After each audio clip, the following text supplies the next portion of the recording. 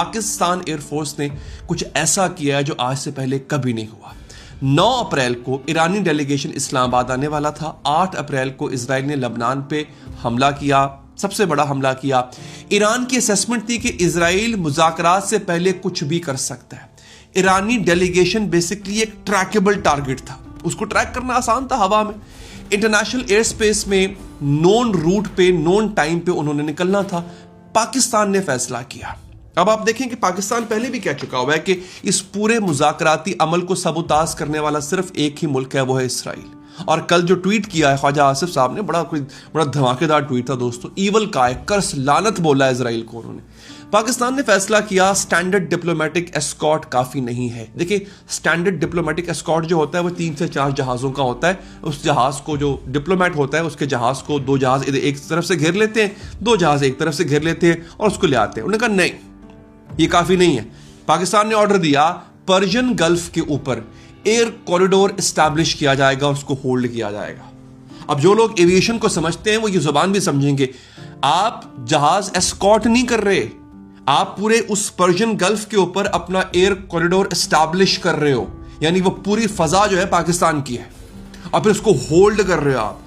ये वो air space है जिस पे पाकिस्तान का इससे पहले कोई इनहेरेंट राइट नहीं था। ये पाकिस्तानी एयर स्पेस नहीं है, ये पाकिस्तान का इलाका नहीं है, लेकिन पाकिस्तान ने एक्टिवली उसको अपना कॉरिडोर बनाया। पहले ये एक्टिव वॉर जोन के पास है, और ये भी आप याद रखिए, ये कोई मामूली इलाका नहीं है, ये वॉर जोन है। वहां पे जाके पाकिस्तान ने अपनी फजाई बालादस्ती पहले कायम की। पाकिस्तान ने क्या क्या डिप्लॉय किया? JF-17 थंडर ब्लॉक 3 पाकिस्तान का सबसे एडवांस्ड फाइटर जेट। F-16 बंदर अब्बास ईरान के ऊपर वो ट्रैक कर रहा था पहले से मौजूद। IL-78MP टैंकर, ये बहरीन के पास था, हवा में रुका हुआ था। इसने लैंड नहीं किया ताकि फाइटर्स जो है उनको फ्यूल मिलता रहे। पाकिस्तान के पास भी टैंकर मौजूद हैं जो कि हवा में फ्यूल देते हैं, तो हवा के अंदर IL-78MP टैंकर मौजूद था, मुसलसल लैंड ही नहीं हुआ। फिर अवॉक्स से पूरे कॉरिडोर की 360 सर्वेलेंस कर रहे थे, ये भी उस वक्त फजा में थे। ये पूरा इलाका जो है पर्शियन गल्फ का, उसकी 360 सर्वेलेंस जासूसी जारी थी अवॉक्स के जरिए। फिर C-130 हरक्यूलिस, ये लॉजिस्टिक सपोर्ट के लिए ऑलरेडी हवा में थे। अब JF-17 ब्लॉक 3 की जो ताकत है जरा याद रखिए। KLJ-7A AESA रडार, इसे कहते हैं KLJ-7A ईसा रडार, 105 किलोमीटर दूर से टारगेट को डिटेक्ट कर लेता है।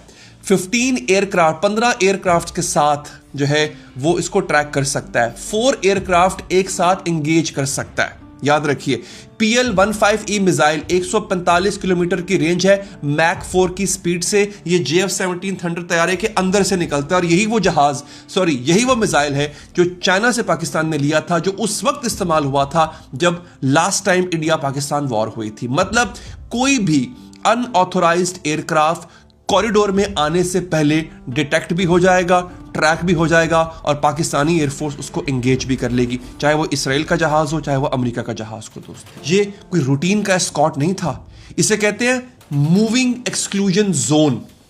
पाकिस्तान ने तीसरे मुल्क के ऑफिशियल्स को अपनी 100 फौज से, अपनी एयरफोर्स से उसकी हवा में प्रोटेक्ट किया।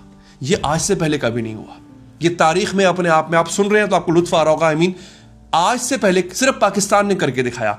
ऐसी एयर स्पेस में जहां पाकिस्तान का कोई ट्रीटी ऑब्लिगेशन नहीं है, कोई मुआहदा नहीं है, ऐसी एयर स्पेस में जहां 6 हफ्ते पहले तक मुसलसल जंग शुरू थी।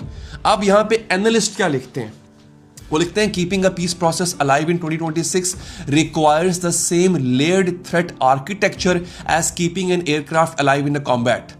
2006 में सुलह के प्रोसेस को जिंदा रखने के लिए आपको वही आर्किटेक्चर चाहिए, वही निजाम चाहिए जो जंग में किसी जहाज को हवा में कायम रखने के लिए चाहिए होता है। Pakistan appears to have understood that before the question was even asked। ये सवाल इससे पहले कि उठता, पाकिस्तानियों को पहले ही पता था कि इतनी हिफाजत की जरूरत पड़ेगी। दोस्तों, तो ये था पाकिस्तान का वो तरीका जिसके जरिए पाकिस्तान ने ईरानी डिप्लोमेट्स को सिक्योर किया। अब एक और वीडियो जो कि इंशाल्लाह आगे चल के आएगी कि एक कंफ्यूजन है, अभी भी एक कंफ्यूजन पैदा किया जा रहा है, और ये जानबूझ के किया जा रहा है कि क्या वाकई ही पाकिस्तान की एयर स्पेस में जो जहाज था उसमें ईरानी डिप्लोमेट्स थे। क्योंकि ईरानी डिप्लोमेट्स बशमूल अराकची ईरानियों को ये बता रहे हैं कि हमने अभी तक ईरान छोड़ा ही नहीं, हम पाकिस्तान नहीं गए। जबकि पूरी दुनिया को यह बताया जा रहा है पाकिस्तान के जरिए कि ईरानी डिप्लोमेट्स कल रात देर पाकिस्तान लैंड कर चुके हैं। इस कंफ्यूजन के पीछे क्या कहानी है, और ये कंफ्यूजन जानबूझकर फैलाया गया दोस्तों। ये बड़े अपने आप में एक बड़ी हैरानकुन बात दोस्तों।